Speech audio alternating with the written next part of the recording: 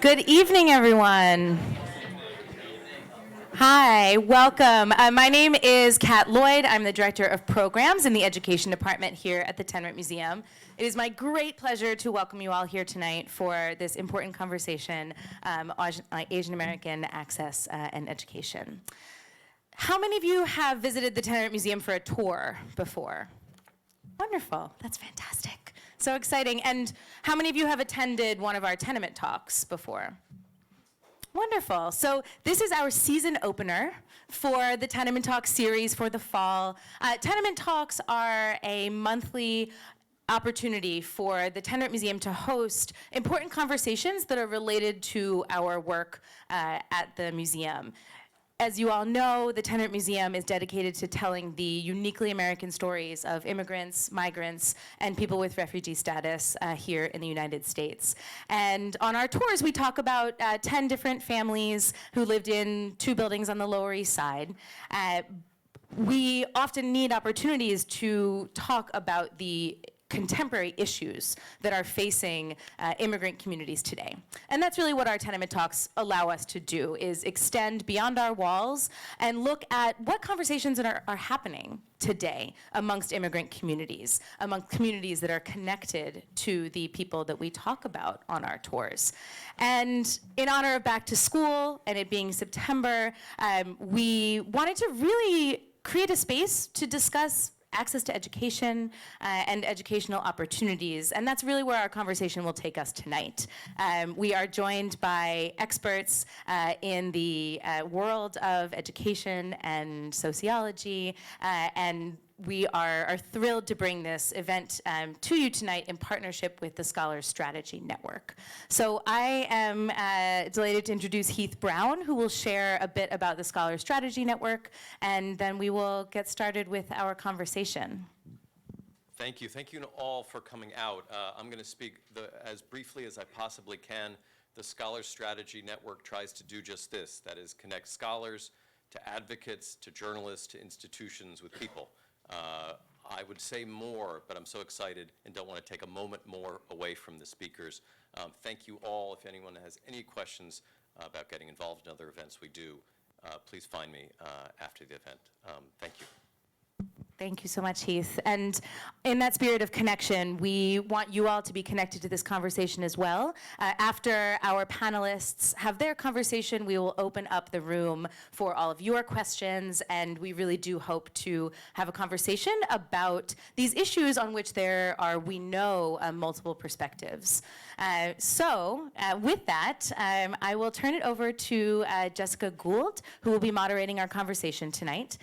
Jessica is an education reporter with WNYC, has also reported on politics and finance, and prior to her career as a journalist in New York City, worked in journalism in Washington, D.C. So she has a great depth of knowledge on this, and we are going to do something slightly unorthodox and have everyone introduce themselves tonight, instead of me reading off a list of bios. So the rest of the participants in the conversation will introduce themselves. So Jessica, get us started. Sure. So hi, I'm Jessica, and it's great to be here. I fell in love with the Tenement Museum in high school, so it's an honor, and I think it's so important that we think about our own and others' immigrant experiences right now especially, so it's really great to be here. And it's my job just to facilitate this conversation and make sure that we stick to our time so that you can all have time to ask your questions at the end.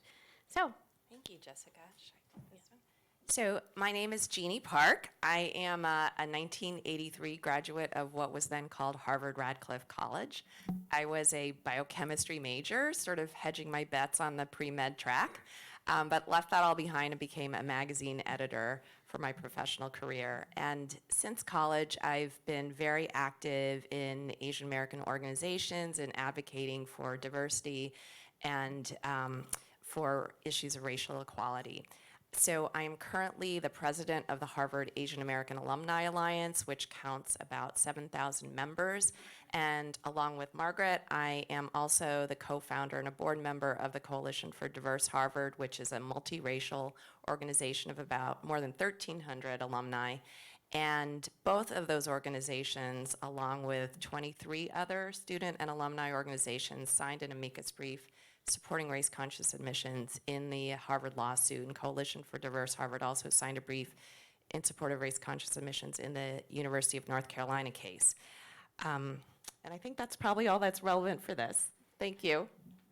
Okay, thank you. I'm Margaret May Chin, and just to continue on that line, I actually testified in the SFFA versus Harvard case supporting affirmative action as the person who wrote the declaration for the Coalition for Diverse Harvard. So I am an associate professor at Hunter College in the Graduate Center in sociology. I study immigration, race, and ethnicity. I've written about garment workers in particular, and if you've been to Under One Roof here in the museum, I was an advisor and a consultant for that exhibit, and also helped consult on the garment shop that is displayed upstairs, I think it is, right? And I'm also, of course, I'm on the board of the Tenement Museum, as well as on the board and founder of the Coalition for Diverse Harvard. Hello, everyone. My name is Van Tran. I'm delighted to be here. I'm often on the other side of the table sitting now. I'm not up here, so it's a reversal role. I'm an associate professor of sociology at the Grad Center, CUNY. Margaret was my former professor many years ago, which I will not name.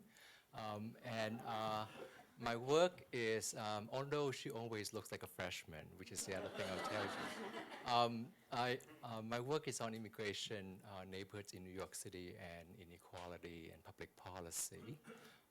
I really came to this conversation through my current work, which focuses on Asian Americans and their views towards affirmative action policy, which we'll get into later on. Right, so we're going to try to spend a good amount of time on the Harvard case and affirmative action, but we wanted to start talking about the desegregation efforts in the Asian American community, which often get left out of the conversation. We talk a lot about Brown v. Board, but there's actually a rich history before that, and Margaret, you were going to tell us a little bit about that. Yeah. I'm going to be pretty brief about that. Then we'll get to Harvard. Thanks for asking the question, Jessica. Many don't realize that Asian Americans have played a role promoting access and opportunity in the education system for a very, very long time. About 70 years before Brown versus Board of Education, in 1885, there was a legal case, Tape versus Hurley, about access to education in San Francisco. Mamie Tape, an 8-year-old Chinese American, born in the USA, daughter of immigrants, sued to gain access to the San Francisco public school system, and they won. Not being able to attend public schools violated her rights under the Equal Protection Clause of the 14th Amendment. Remember, this was just 3 years after the passage of the Chinese Exclusion Act in 1882, so sentiments against Chinese Americans were very negative at that time. So this was a step in equal opportunity in that it forced public schooling open to everyone of all races. However, instead of admitting her, the California Supreme Court rushed through legislation to create separate but equal schools for children of Mongolian or Chinese descent. And here we see the legacy of separate but equal, starting at that point, but Chinese Americans actually advocated for open access to public schools. Another example is that of Lau versus Nichols in 1974, where Chinese Americans, immigrants, won the right to speak in their own language and to learn English in public schools. It's because of Lau that we have bilingual education for all now. So if you come here not knowing English, you can access bilingual education and also English classes to learn English as a supplemental language. What the courts ruled was that not having these supplemental language courses violated the Civil Rights Act of 1964. And so this unanimous decision pushed public schools to develop plans to supplement English classes and bilingual classes in order for all students to improve their English and to complete school. Okay, so one thing that I learned that history through prepping with this panel. I also learned the origins of affirmative action, the words, which I didn't know came from John F. Kennedy in the Kennedy administration, to talk about diversity and equity within hiring in government agencies. My understanding is that's when those words first appeared. And so Van, tell us how we got from talking about the labor force and affirmative action in the labor force to it being so closely associated with higher education. Yeah, that is really quite a story. And let me begin with 1961 when Kennedy signed the executive order 10125, which basically dictated that contractors who have any contracts with the federal government ought to stop discriminate against others who by the basis of race, ethnicity, and gender. And then Lyndon Johnson, 1965, basically furthered the same kind of line of argument as to why affirmative action policy was important and necessary. And it was basically about taking positive steps and positive actions to redress black-white inequality and also male-female gender inequality that has been the product of centuries of the legacy of slavery. So in so many ways, affirmative action policy has never been about education. It was all about work. And it wasn't until the 1970s, 1972 actually to be more precise, when the legislation was basically fully implemented, and that applied to all public and private institutions of higher learning. And then the key issue, once again, was not about admissions into universities and colleges. It was about why do universities and colleges have such kind of low numbers of female faculty and black and other minority faculty. So once again, it was about why are you not hiring people who could diversify your institution. And related to that, years later, universities begin thinking, oh, if we were to diversify the top, we should also diversify the lower end of the spectrum as well. And that was when we saw the first implementations of policies that were basically what we come to call race-conscious admissions. But that led me to one important case, and many of you probably know already, which is the Regents of University of California versus Bakke in 1978. And this was a landmark case that marked the beginning, I would say, of 4 decades of the Supreme Court's involvement in deciding on what universities should do about affirmative action policy. And when you think about it, this actually marked a very important turning point, because prior to 1978, the rationale for this policy was to redress inequities that were historically created. And yet, after 1978, the rationale for affirmative action policy was all about creating the most diverse entering class, because a diverse entering class in any university is a compelling state interest. Compelling state interest because students would learn better in a more diverse environment. That decision was reaffirmed in Grutter versus Bollinger in 2003, when Justice Sandra O'Connor wrote the opinion, and she basically said diversity is a compelling state interest. However, she did add one more thing, which is that, the legitimacy of our mainstream institution is at risk if we do not represent the larger and more diverse populations of our country, which by the time of that decision in 2003 has experienced roughly 4 decades of immigration since 1965, and America has been transformed ever since. The same way that 150 years ago, the US and New York was transformed with the influx of Italians and Jews to New York City. And then fast forward, the 2016 case, Abigail Fisher versus University of Texas, Anthony Kennedy was the one who wrote that decision, and he once again reaffirmed the diversity rationale. And then that led us to today, which is SFFA versus Harvard. The case was on trial last October, and it is still now pending. We still don't have a decision or a verdict, and the judge, Alison Burrow, is supposed to render this verdict anytime now. But that gives you a sense of how, since 1978, affirmative action policy is all about diversity. And whether or not diversity is a compelling state interest, I actually think it's an open question for all of you to talk about today in the Q&A. Great. Yeah, so let me, to continue along that line, there's a parallel story that goes with it about Asian Americans at Harvard and whether Asian Americans were considered part of the affirmative action program.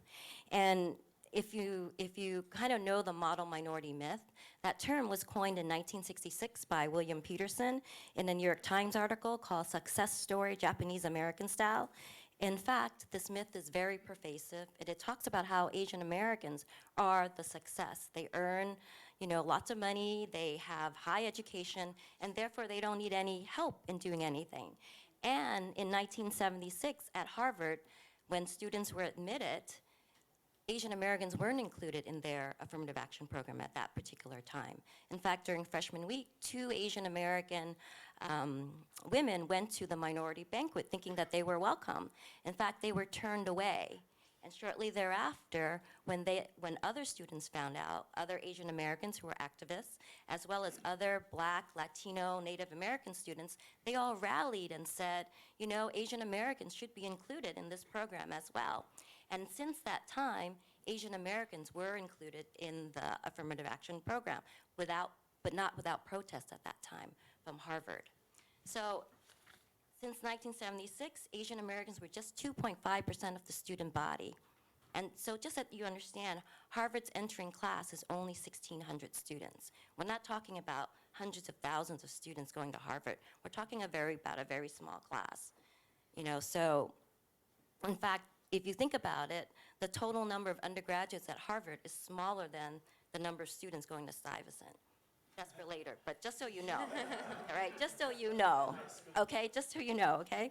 So after they were denied entrance, the affirmative action program started including Asian Americans, and they developed something called the Undergraduate Minority Recruitment Program that still exists today. In fact, I was recruited. I'm class of 1984. I'll tell them.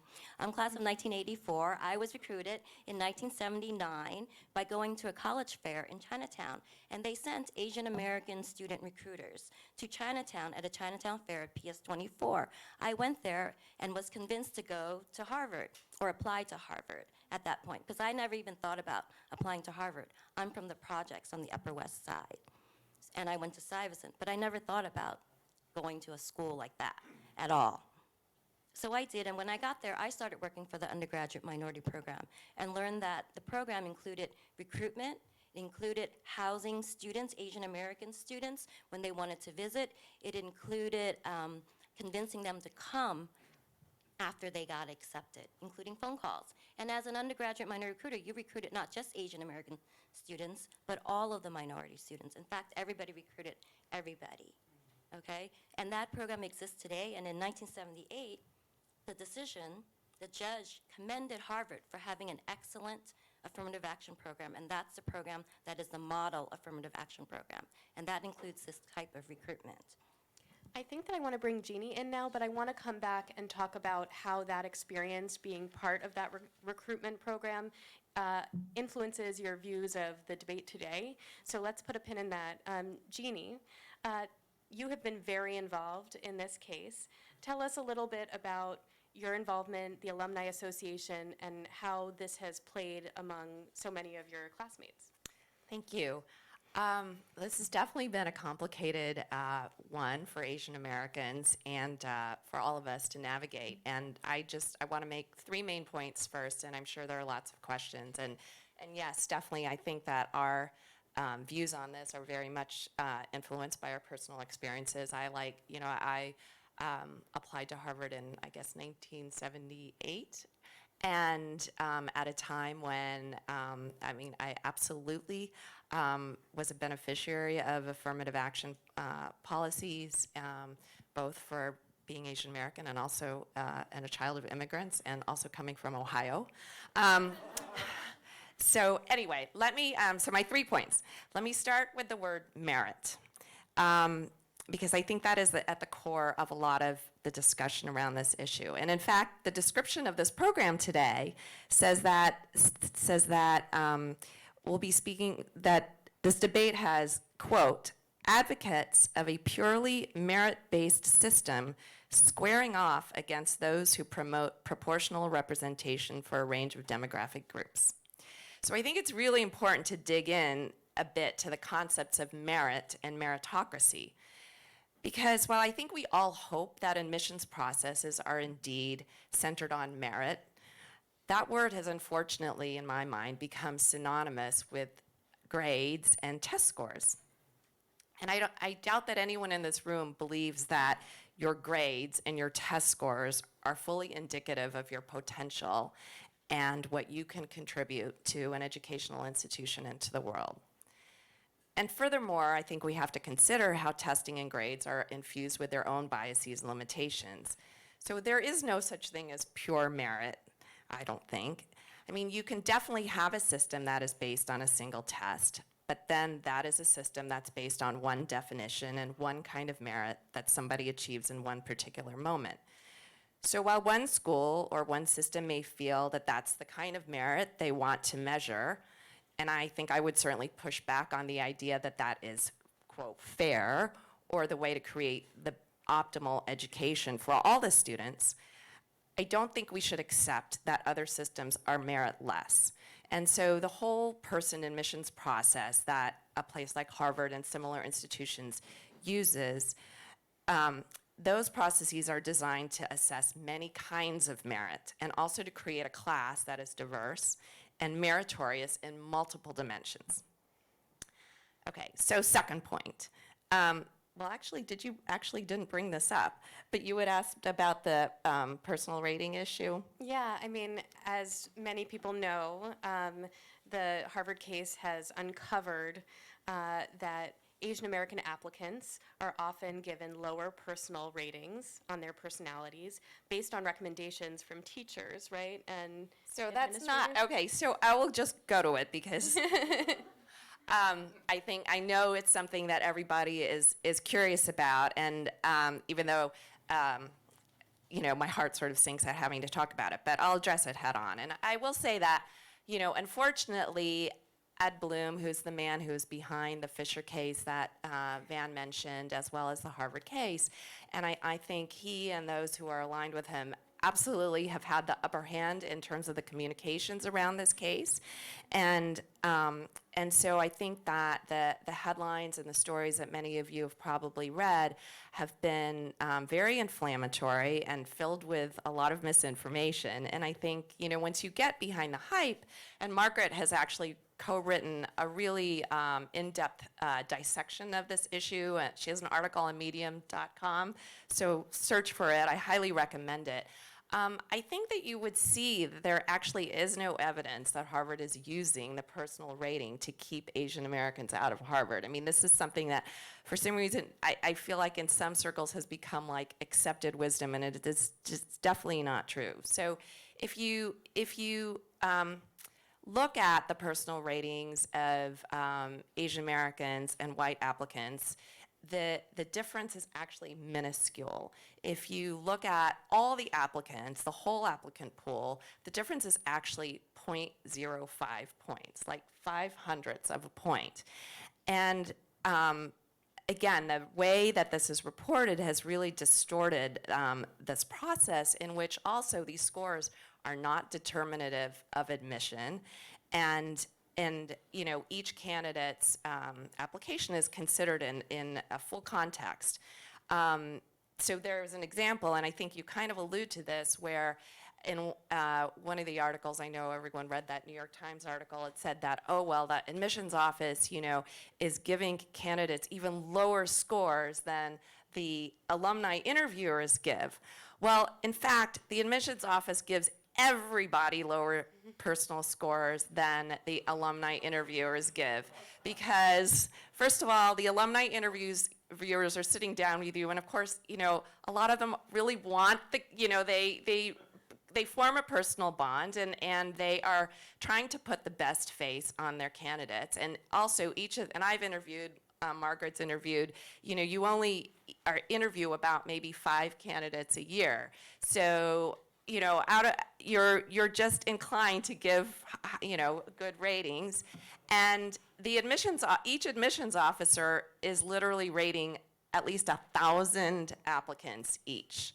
And so you can see that they can't give all 1,000 people, the highest rating, because then that gets you nowhere, right? And so, but also the issue is that they are seeing enormous numbers of inputs that alumni interviewers don't see. So, because in the personal rating, which is not a personality rating, that is one of the things that drives me crazy. What is it? It is a rating that captures the essay, the student essay, which, as any parent or any student who's recently gone through this process knows, is considered to be a very, very important part of your application.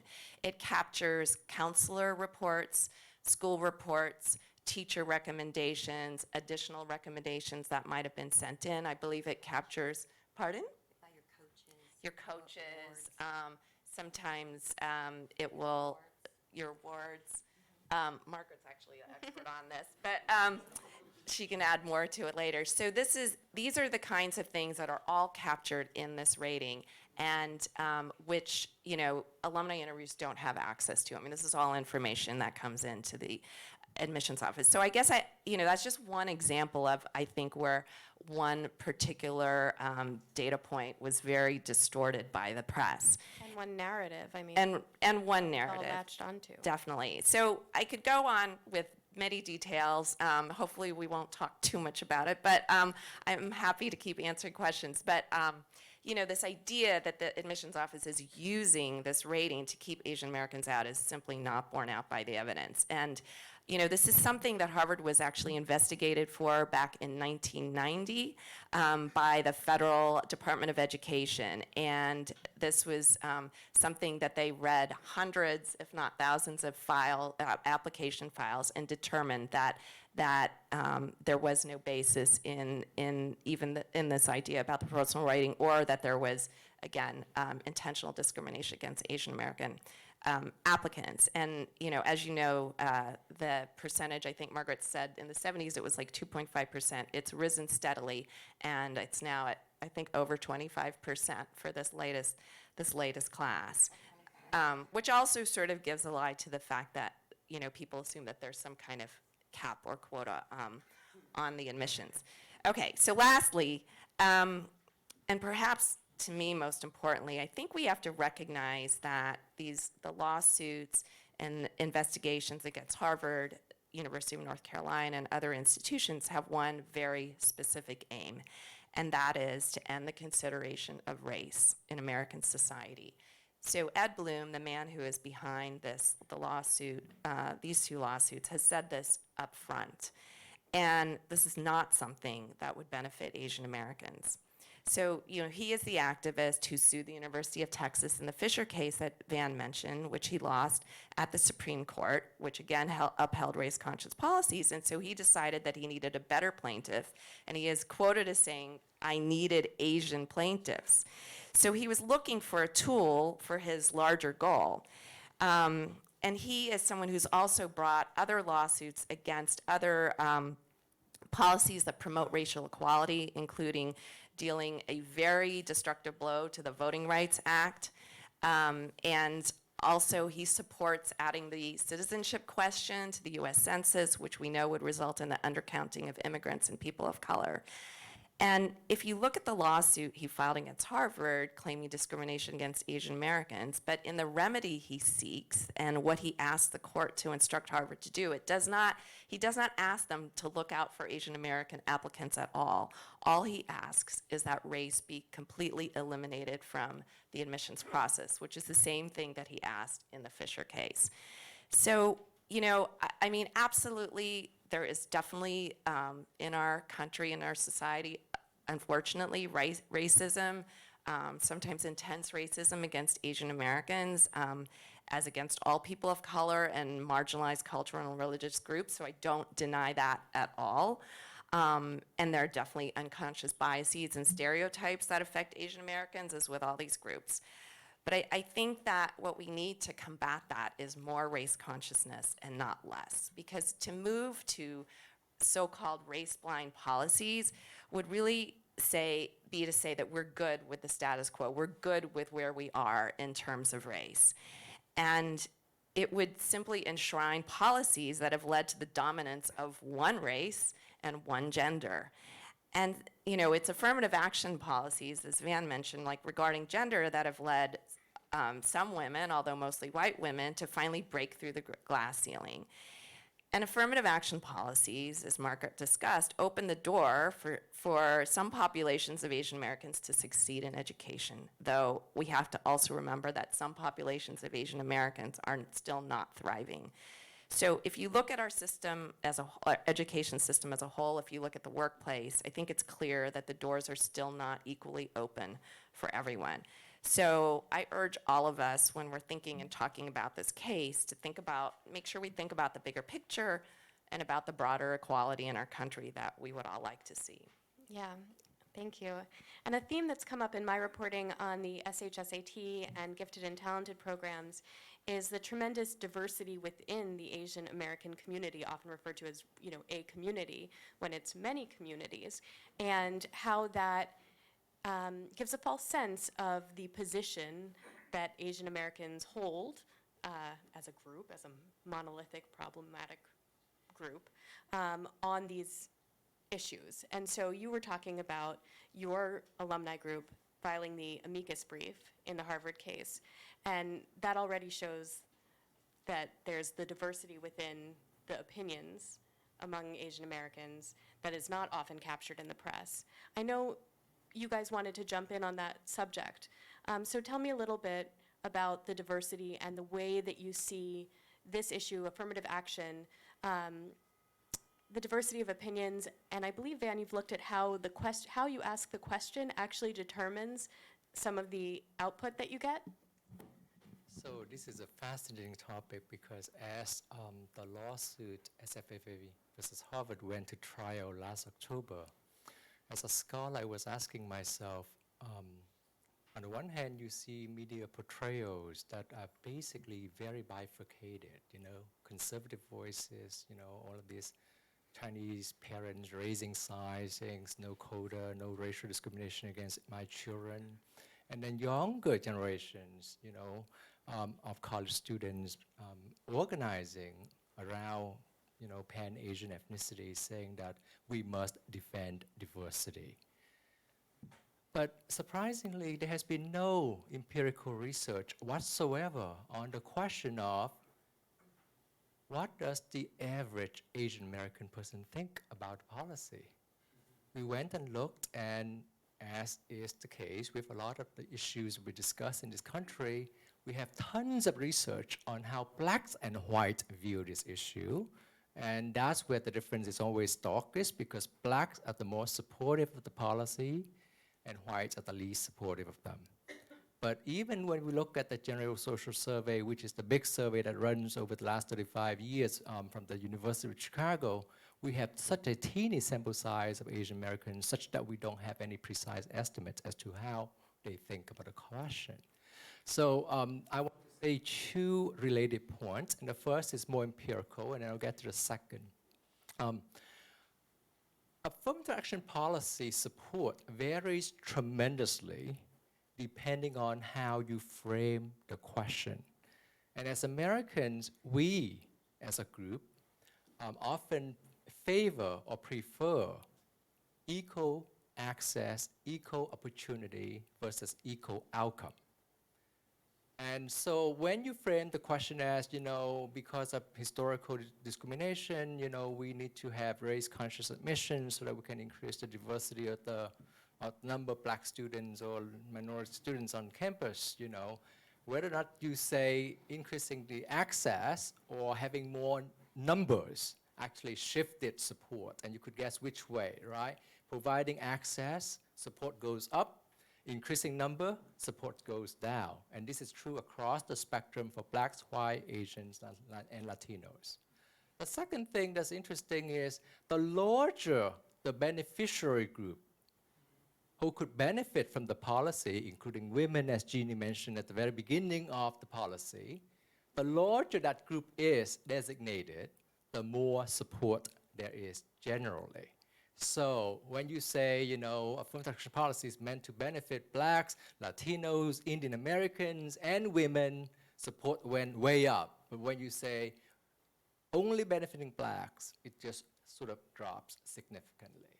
So the framing really matters. So when you read about the statistics in the press, you need to think about how the question was asked, and you can easily manipulate how the responses are.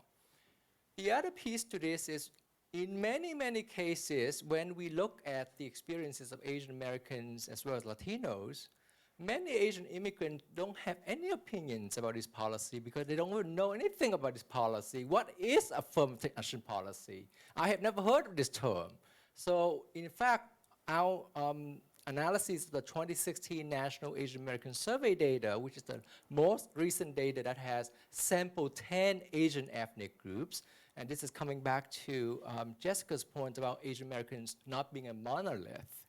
When you break them down by the 10 ethnic groups, you see tremendous diversity. But what we saw first and foremost was that Asian Americans, by and large, are much closer to white when it comes to overall support for the policy than closer to blacks. So Asians, Latinos, and whites are mostly sort of more opposed to the policy.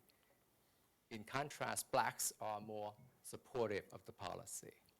And that is just sort of a kind of fundamental piece of data. And remember, many of these Asian Americans are also Asian migrants. Therefore, they have no opinion, and a third of them said, I don't know, no opinion or don't know. When you look across 10 ethnic groups, and I can tell them, I can tell you which ones, but I'll just name 6 of them because these are the 6 largest Asian groups in the US in the order of the group size: Chinese, Indians, Filipinos, Vietnamese, Koreans, and Japanese. Those are the 6 largest Asian ethnic groups in this country, which altogether comprise roughly 87% of all Asian Americans in the US. So yes, we have the Laotian, the Cambodians, the Hmongs, the Pakistanis, the Bangladeshis, but these 6 groups basically captured the entire spectrum.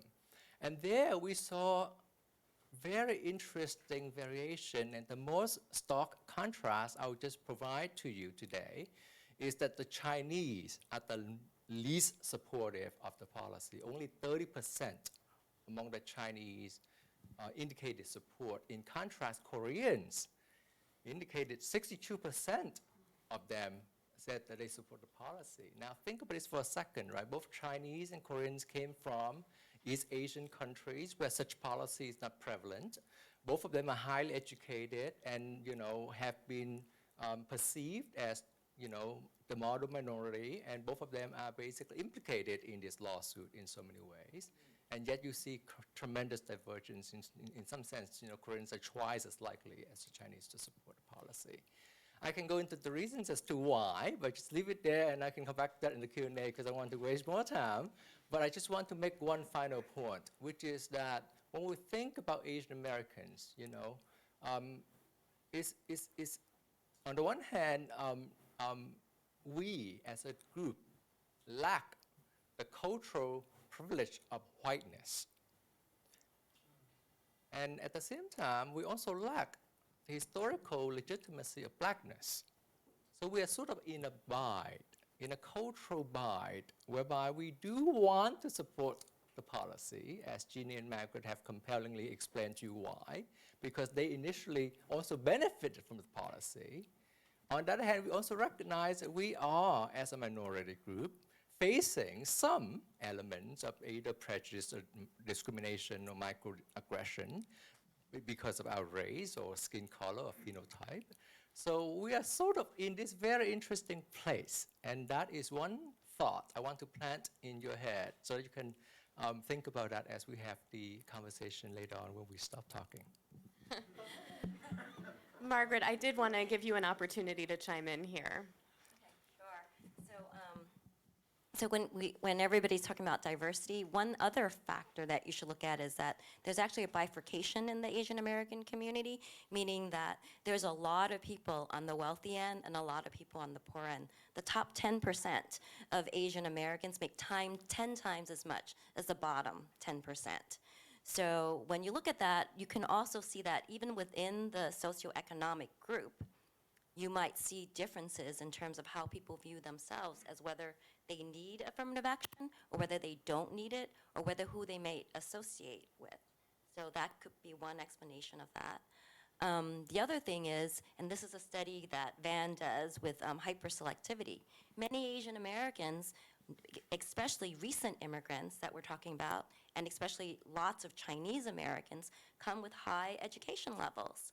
And those, they may come here and not make a whole lot of money, but they may view themselves in terms of gaining education and their children gaining education in a different way. And they may, that group may also support affirmative action differently. Can I just add a footnote? When Margaret said hyper-selectivity, what she meant is the following, that the Asian ethnic groups coming in are not only more educated than the non-migrants that are left behind, which is something we know for a long time. Migrants are incredibly selected as a group, which is why immigration is good for our country. But they're also more educated than the average white American in the US. So that dual selectivity is what we meant by hyper-selectivity, and it's true for all of the 6 largest groups that I just described to you. And let's just allow me to say one final factoid. Only 3% of the world's 6 billion people engage in the act of migration.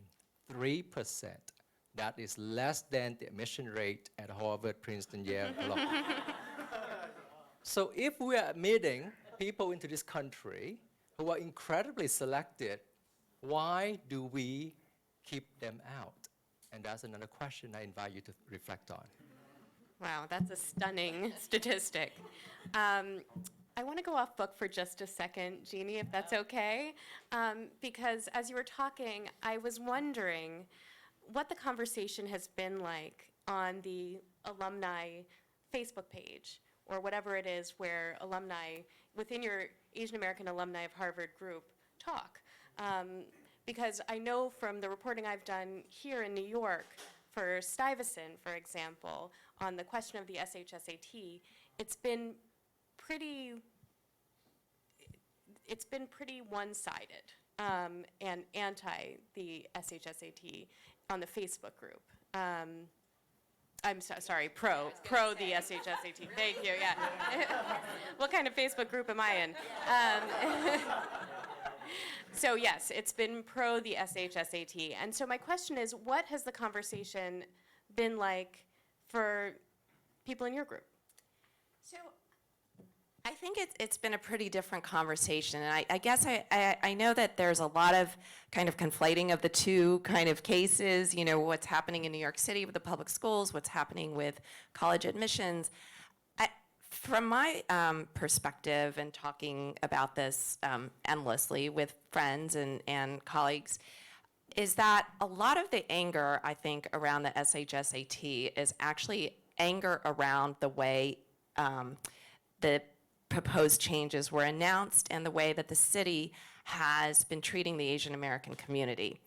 And so I know a lot of people who actually would support changes in the way that students are admitted to the New York City public schools and to the specialized high schools, but they're so mad at the city administration that they're out there protesting any changes just because they're so furious at not having been heard and so often not being seen and taken account of. And so I think that is you know, a real difference there, but I also think is a factor that kind of alters what people's real feelings are about how school admissions should happen.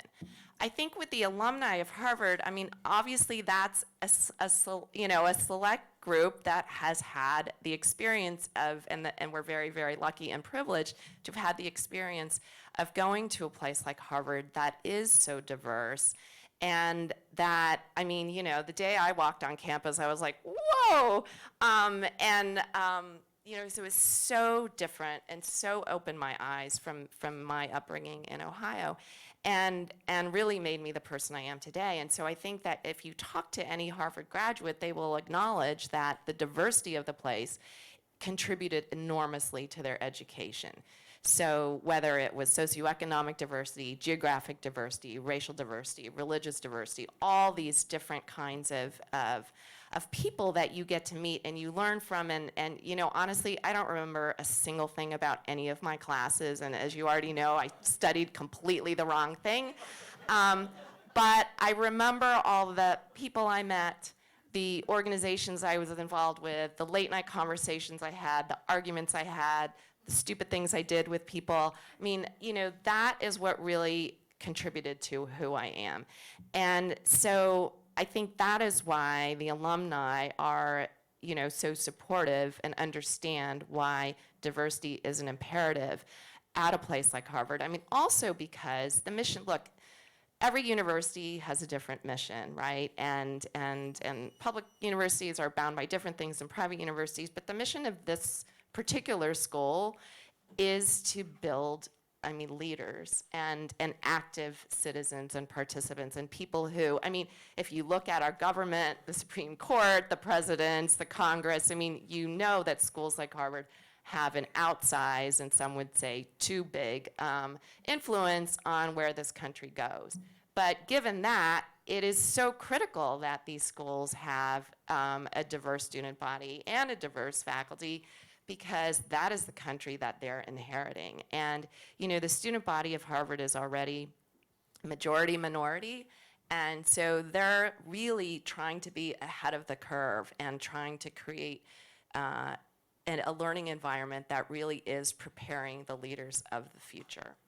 So there's something that we've been talking about behind the scenes as we were preparing for this, which is that the numbers and the success rates for Asian American immigrants in the workplace it's different than the numbers and statistics in higher ed. And so I wanted to open it up to you guys to talk about that, partially because when I've been reporting on the issues here, which are different but have some resonance, I've been talking to a lot of parents who just see their first-generation immigrants, they see getting into the specialized high schools in New York and then into a good college as the only way for their kids to make it into the middle class when they get jobs. And so I wanted to know, you know, what the statistics, what the numbers say about their chances. Margaret, you can Start, right? I'll just So the answer, the basic answer to that, and I'll go on a little bit more, is that when Asian Americans apply for jobs, it's pretty easy to get an entry-level job. Most Asian Americans get a job. The hard part comes when you're trying to move above the middle level.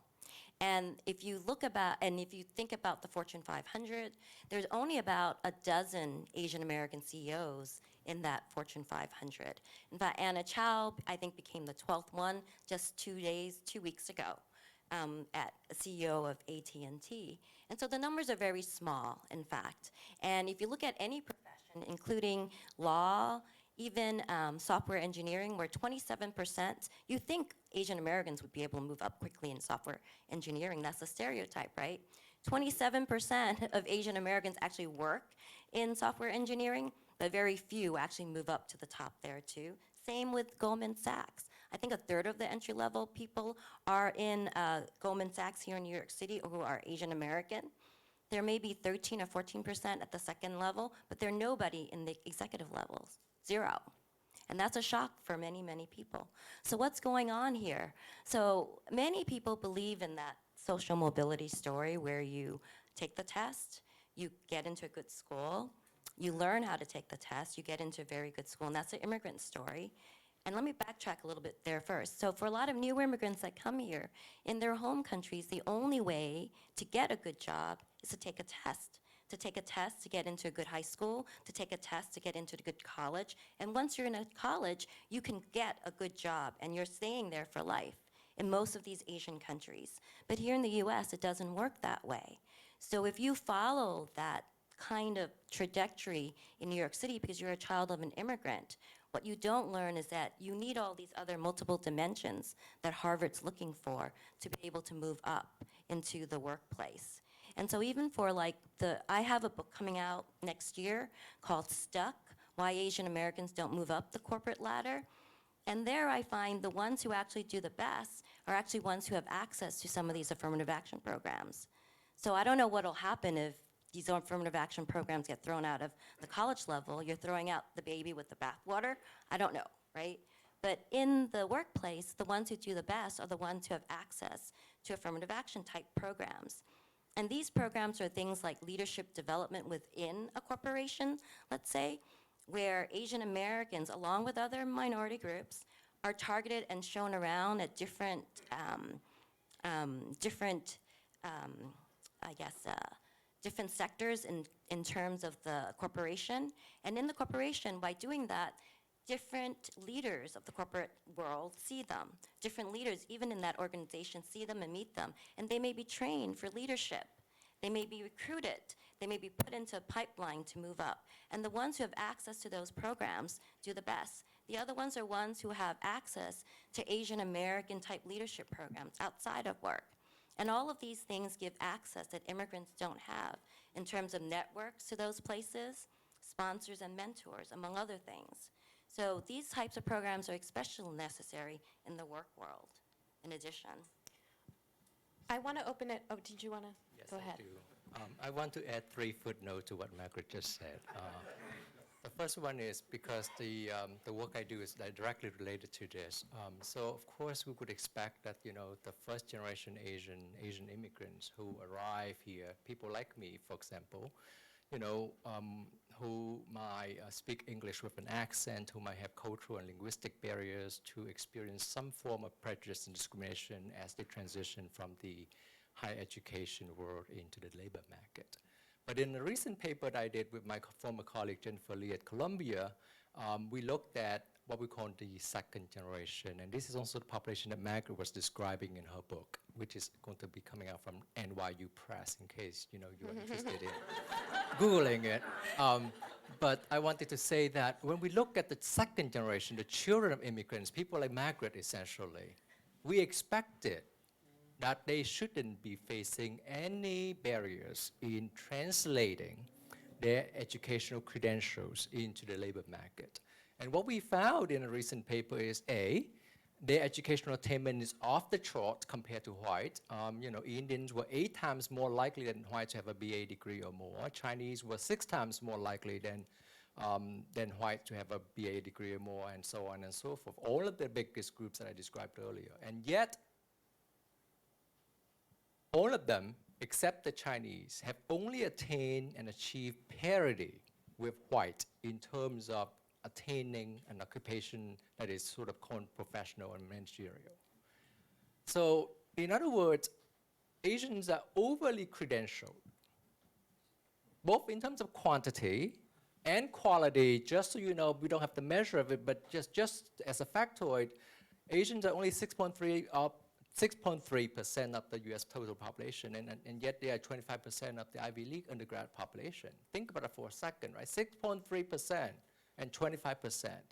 So in some sense, when you say Asian Americans are being discriminated against, in the admission process, some people say, well, it doesn't look like it, you're overrepresented. But I wanted to say that despite that over-credentialing, they are only achieving parity in the labor market. And that basically meant that they also experienced something that we know for a long, long time, which is that blacks and Latinos do not translate their credentials into the labor market perfectly because of hiring and other types of discrimination.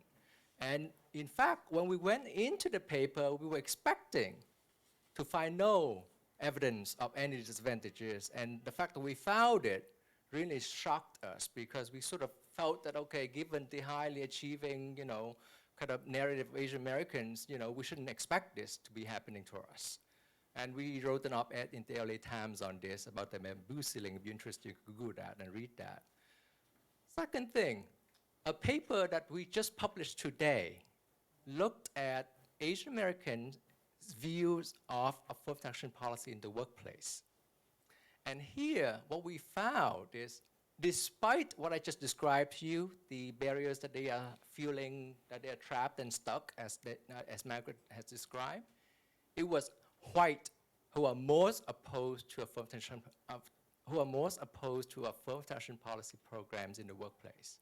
and Asians, along with blacks and Latinos, are rather supportive of it, despite the fact that Asians no longer benefit or no longer qualify to be benefiting from these type of policy in the workplace.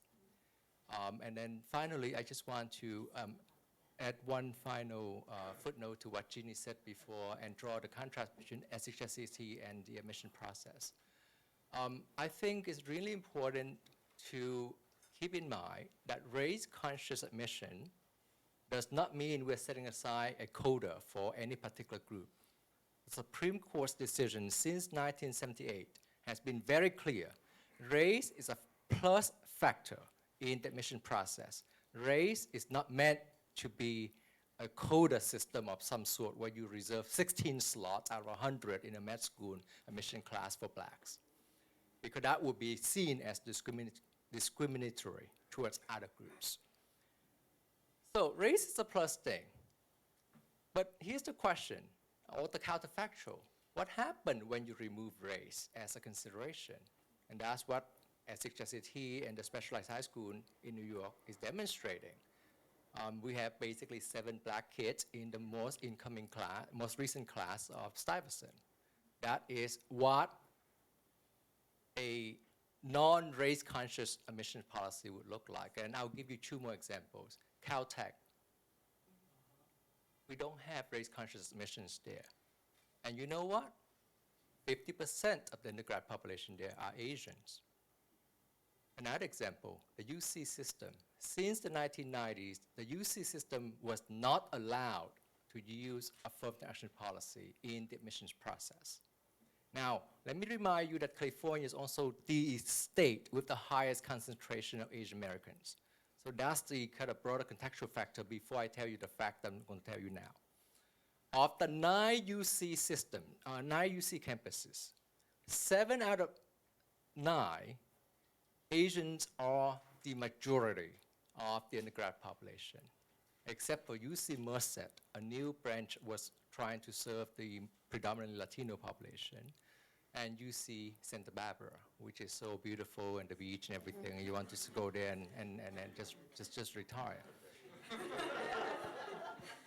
So once again, think, when you have no race-conscious admissions, that's what's happening. And in fact, if Asians are smart, I would say that's actually fine, because we will benefit. The numbers will skyrocket, because the fact is we have those counterfactuals already in place. And yet, the alums of the Harvard Association, people like us, on the other side of the table, recognize the importance of the racial inequality that is still existing in our society, and therefore we must have this policy until we can close that gap. And until then, we need to defend this policy despite the fact that sometimes we ourselves might be disadvantaged because of it. Okay, well, that's a great place to pause, I think, for the questions from the audience. So let's go ahead and do that.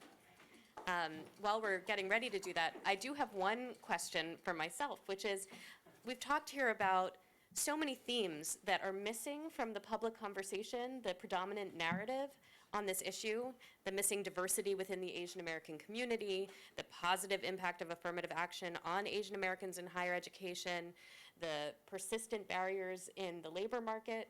These are all things that aren't talked about very much with this discussion, as far as I've heard so far. So I'd love to know what people in my position as a reporter need to do differently to listen better and tell this story better. But maybe we can come back to that after we have some questions from the audience. Right, if anyone has a question, I can bring you the microphone.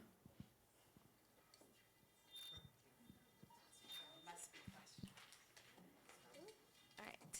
Hi, my name is Tasvia, and the question I have, I'll start with one question. So I think there is very little understanding about affirmative action in general, because there's a lot of different ways, different classes of, and I think from what I've seen, there's been a shift to using socioeconomic status as the leading factor in furthering affirmative action. And so I just wanted to ask all of your thoughts on the impact of moving that way, or disproportionately focusing on socioeconomic disadvantages versus the other classes. I think in terms of socioeconomic status, that doesn't really capture the effects of race, because race in of itself has a different, whether you are a wealthy black person or a wealthy Asian person versus a poor black person, a poor Asian American person, you still feel the effects of your race. So if you only look at low income or wealthy of one group, one racial group, you're not going to capture it. And the reason why we know this, we actually see this in the Harvard case. They actually try to demonstrate it. And I actually think yesterday, Sean Reardon at Stanford University also came out with a study showing that if you go by race in itself to select students to go to any schools, you're not going to be able to capture the different groups in there. So, for example, in the Harvard case, they tried to model, because one of the discussions is, no, Harvard, you didn't actually look to see if there are any other ways of creating your class that could be so diverse. So what the SFFA group did was they tried to model using the statistics, saying, well, let's use class. And what they ended up doing was that they had to, when they used class, what they actually did was they could not find a group that was as diverse as the group that is already at Harvard, which is 25% Asian American, 14% Black, 14% Latino, and the last group is about 40% 40% white. And so when they took out race, what they realized was that all the groups actually dropped down. All the groups actually dropped down in number, but when they modeled when they modeled class instead of race, what they found was that all of the actual standards actually decreased so much at Harvard that they thought that it wasn't worth it. So what they figured out was that race and class in of itself was much more important. They needed to include race, and they cannot take out race in that measurement. I think I need to clarify that. You said the Stanford study was that if you used race alone, I think you meant if you used class alone. Oh, yeah, right? sorry. Is that right? Okay, Yeah, just if you wanted to use class. clarify. I would just say that we need both race and class. One is not enough because the way our society is stratified, and this actually is at the core of what Harvard calls holistic admissions. What does it mean? It means looking at you as an individual, holistically, the social context around you, how your upbringing was like. And there are two phrases I often use with my grad students. I will tell you about them now. One, starting point. Where do you start? And the second is distance traveled. How far have you gone based on where you began? If you take those two elements into consideration, then the class element is built in addition to race. And holistic admission basically is about thinking about your trajectory. What type of adversity have you gone through to reach the point where you are now? And this comes back to what Ginny said at the beginning about merit. Merit is not unidimensional. Merit is multidimensional. So that grit, that power to just push through despite the adversity and the barriers facing you and achieve, that is merit as well, even though it's not captured in your grade or your GPA or anything else. Well, hopefully it's being captured in the letters of recommendation. Let me give you an example, and I think this is clearer with a specific example. If you look at Jay Casbean-Kang's article that you saw in the New York Times, I think most of you have read it, you can see the way that Jay compares himself to Alex Chen. They're both Asian American. They're both have college-educated parents. They're both middle class. But then when you look into the details, you'll realize how important it is to distinguish themselves. Because Jay automatically says, well, Alex isn't going to get into Yale. But when you look at the details, you'll find out that Alex's parents were actually working class. They're from Fujian. He came here as he worked in the stores, he did all these things. And Alex, more than that, he wrote about himself as a child of immigrants. And you also learn that Jay grew up by Harvard, by Cambridge, as a son of a college professor. So in the details, even though within the same race, you learn a lot more. And that's where you look in the details and the holistic admissions. And you see why race is important. It's not just class. So by looking at class alone, you will not get that kind of distribution or diversity that's necessary.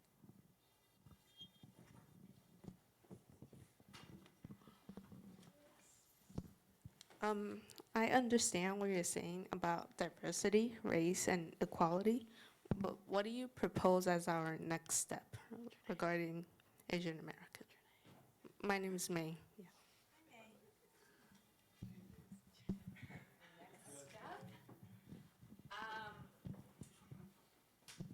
I mean, to me, I think it's really important that we, like I said, sort of think about the larger picture of what is best for our society. And, I think any specific group of people could decide to construct an admissions process that favors them, right? I mean, if you're a whatever, and a nationally ranked athlete, then of course you're going to want a process that like favors nationally ranked athletes. If you're, if all you're doing is operating by self-interest, right? If you're someone who's, really good at, everyone in your family is really good at math or something, then you want math to be valued really highly. But if you're a poet, you want the humanities to be valued really highly. I mean, that's if we all look at things, through self-interest for ourselves or for our tribe, whatever it may be. But I just don't think that that's really what's going to get our country to where we need to get. I don't think that's what's good for education, for any individual's education. Again, I think certainly I would, always want to be in a setting that is extremely diverse in terms of a learning environment. So I think that, I hope that that there will not be damage to race-conscious admissions. I don't think that the admissions process is necessarily perfect, and I hope that Harvard and all institutions will continue to look at what is, again, creating the best learning environment, and also what is creating hopefully what is best serving society, because hopefully all these students are going to take, again, if you have the privilege of this education, I would hope that people are going to use it in ways that are going to be good for all of us. Anyway, I know that sounds very high-minded, but. If I could add, I would just say, first of all, educate yourself about the important issues of our time. Raise awareness about these issues and the complexities behind the sound bites and the headlines, because too often and too easy, we settle for the simple, and we don't think about the complex challenges facing us. And in fact, most issues are rather complex, more than the sound bites.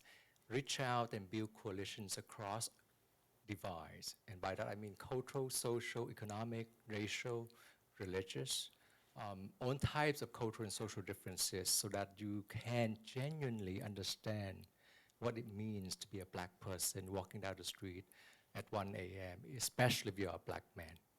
What it means, to be in someone else's skin color. We don't know. I don't know. I only know how it feels to be me. But I do know that for the last 20 years of living in New York City, I have never been stopped by the police. In fact, I stopped them. Asking for advice, direction, demanding service, that's me. You don't have the fear, right? They do not stop me. But for an average black man in a poor, disadvantaged neighborhood, chances are they're not only being stopped, but they're also being violated and profiled. That is the difference. So in so many ways, here I want to raise another concept that is rather important. And we call, my colleague Jennifer Lee and I call this the phone's equivalency of non-white disadvantage. I'll say that one more time. The phone's equivalency of non-white disadvantage. What does that mean? It means that although blacks, Latinos, and Asians and Indian Americans are all minority groups, each of these racial groups faces very different types of disadvantages. And often we falsely equate all of these disadvantages as if there's only one type. There's a difference in the severity, the frequency, and the types, and the flavor of the discrimination that each of these groups face. And that's what we meant by the false equivalency of non-white disadvantage. I know it's a jargon. When you think about it, it actually makes sense, okay? Now, I have one final thing to say, and this is going to be provocative because that's who I am. I think as a society, we are too obsessed with elite education, both here in New York City and beyond.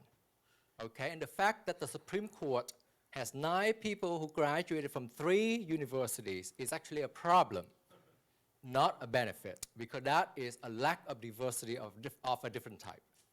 80% of our undergraduate students actually do not attend any of these selective colleges, you know, Yale, Harvard, Princeton, or even Williams and Smith and Wellesley. They went to public institutions like Michigan and Wisconsin and CUNY, where both of us teach. And HIF as well, I should say. So all 3 of us teach at CUNY. And that really is where most of the conversations are happening.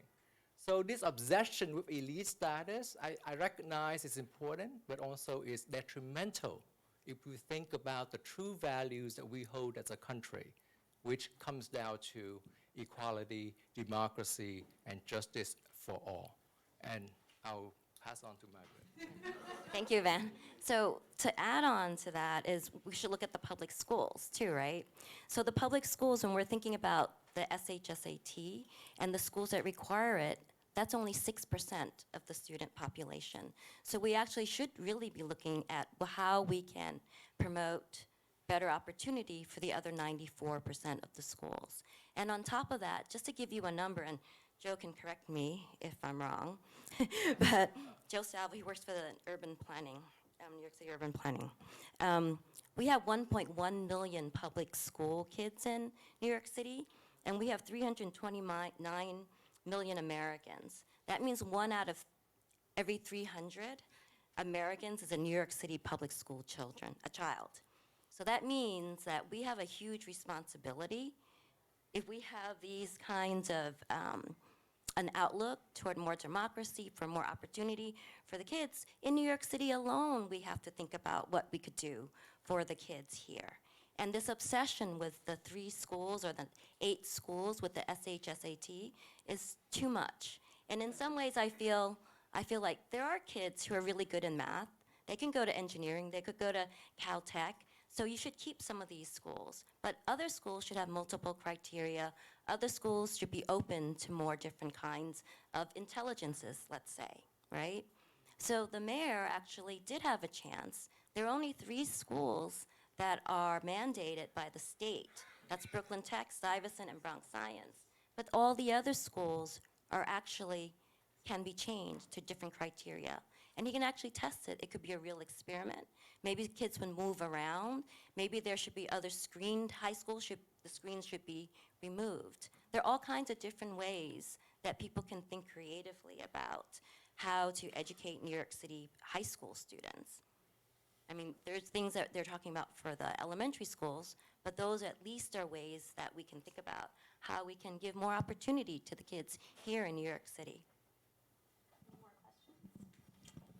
I'm going to go to the back. Oh, up there? Okay. Hi, my name is Xiaoming. I have a question because I think a lot of higher education, affirmative action, or diversity topic are mostly primary in English speaking. And there's an intergeneration gap because this kind of talk is not reaching to recent arrival immigrants. They are predominantly read Chinese newspaper. They predominantly get information from WeChat. Those are misinformation. They get it.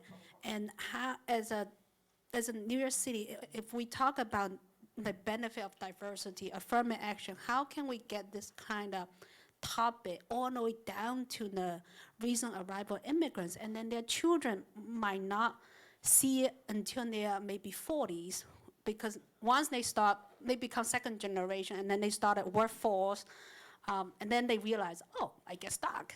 And then by then, in the 40s, they start realize, oh, I need to start learning Asian American history. So it takes so much time for them to realize the barrier they face. So how can we bridge the intergenerational gap and then bring the information down to those people who don't speak English? Do you have ideas?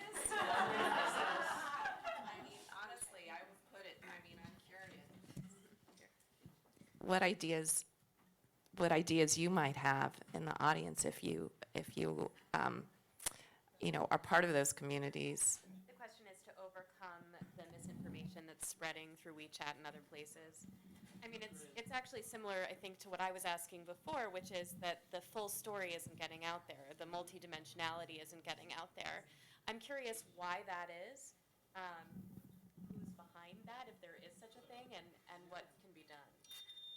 So I would say the reason why it's not out there is because Asian Americans have been so long being seen as just like one model minority. This myth has actually hurt us because it hurt the least educated members of our community who don't have the same class privilege.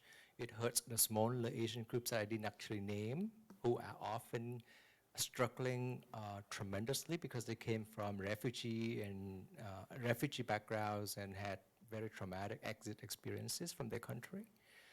So this monolith perception is one where we need to sort of begin to deconstruct. The other reason for that is actually academia for a long, long time has neglected and marginalized Asian American studies as a legitimate area of inquiry. Harvard, for example, doesn't have an ethnic studies program, certainly not an Asian American studies program. We are working very hard pushing this. Jeannie is behind this. Margaret was also behind this. So lacking that legitimacy meant that we don't have good data on a lot of these topics, because on a lot of these topics, as I said, the GSS don't even have enough sample size for Asian Americans as a whole, let alone the ethnic origin. So what partially is the data limitation, therefore that led to the kind of, the poverty of narratives, right? And we need to basically create a more plentiful kind of, spectrum of stories. And that also meant that all of you, especially the young generation in the audience and of Asian background, you need to speak up because you need to recognize one thing, that your voice matters. And your voice is very welcomed, and your voice is also distinctive and unique. And do not replicate what previous generations often have done, which is that we somehow have been just the silent minority for a long, long time, despite some very vocal voices right here. We, by and large, are the silent minority, and therefore we ignore in public debates and conversations. But also it meant that when people put together panels, they need to be more inclusive, Jessica, of the diversity that we have. And in fact, there is diversity among the three of us, just so you know, even though we don't look Asian, right? We're all Asian, but Jeannie is Korean American, Margaret is Chinese American, and I'm Vietnamese American. So once again, do you see the diversity here? You don't, because you assume that we are all Harvard alums and therefore we're just Asian Americans. But that is where the problem is. But I think it takes a lot of intention, good intention, to overcome what has been, I guess, a long, long time a problem in our community.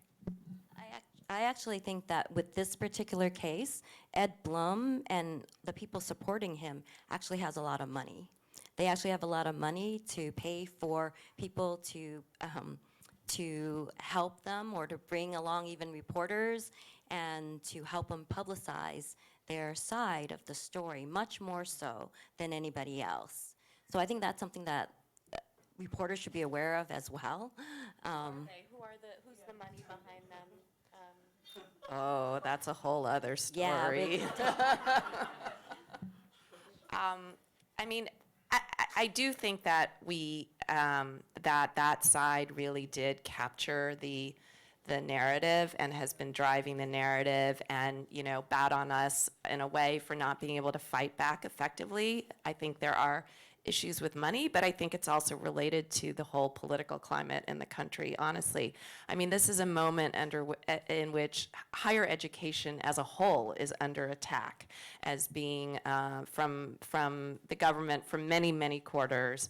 And so, I know the president of Harvard said he never ever thought in his lifetime that he would actually have to defend the value of a college education. And that is what he's having to do, left and right. So I think that, there are many, many college admissions issues that have been in the news lately. And, we could spend all night talking about that stuff too, but I think it's all part of a real concerted attack on higher education overall. And so, we're, one piece of that, and it's been a very effective piece in terms of the narrative. So I think that it's just been very hard to get ahead of that. But I think that reporters absolutely need to work harder to find a diversity of Asian American views. I know so many people who come up to me and assume that, like, I'm suing Harvard.